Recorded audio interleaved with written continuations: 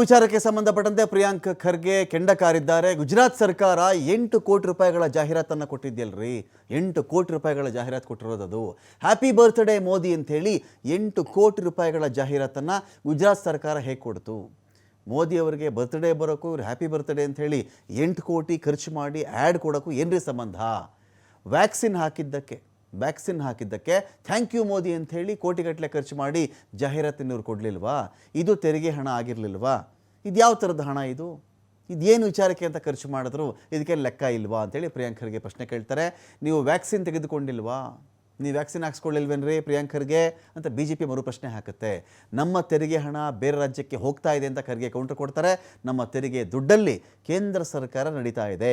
BJP ನಾಯಕರ ಆರೋಪಕ್ಕೆ ಪ್ರಿಯಾಂಕ್ ಖರ್ಗೆ ಈ ಮೂಲಕ ತಿರುಗೇಟನ್ನು ಕೊಟ್ಟಿದ್ದಾರೆ. ಕೊಡ್ತಾ ಇದ್ದೀರಾ ಅಂತ ಅಧ್ಯಕ್ಷರೇ, ಇದು ಗುಜರಾತ್ ಸರ್ಕಾರ ಕೊಟ್ಟಂತ advertisement. 8.81 crore for celebrating Modiji's birthday breaching ad and neutrality norms. ಅವರಿಗೆ ಹ್ಯಾಪಿ ಬರ್ತ್ಡೇ ಮೋದಿಜಿ ಅನ್ನೋದಕ್ಕೆ ರಾಜ್ಯ ಸರ್ಕಾರದಿಂದ 8 ಕೋಟಿ ಕೊಟ್ಟಿದ್ದಾರೆ ಸರ್. ಹ್ಯಾಪಿ ಬರ್ತ್ಡೇ ಇಲ್ಲಿ ನೋಡಿ, ನಿಮ್ಮ ಸರ್ಕಾರದಲ್ಲಿ ಸುಪ್ರೀಂ ಕೋರ್ಟ್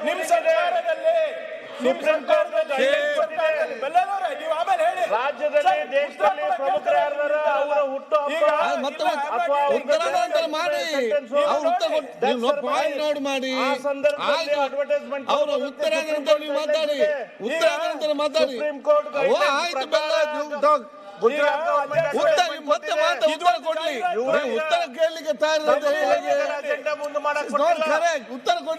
ಸುಪ್ರೀಂ ಕೋರ್ಟ್ ಅಧ್ಯಕ್ಷರೇ, ಈ ಅಡ್ವರ್ಟೈಸ್ಮೆಂಟ್ ಹಿಂದಿನ ಸರ್ಕಾರ ಕೊಟ್ಟಿದ್ದು.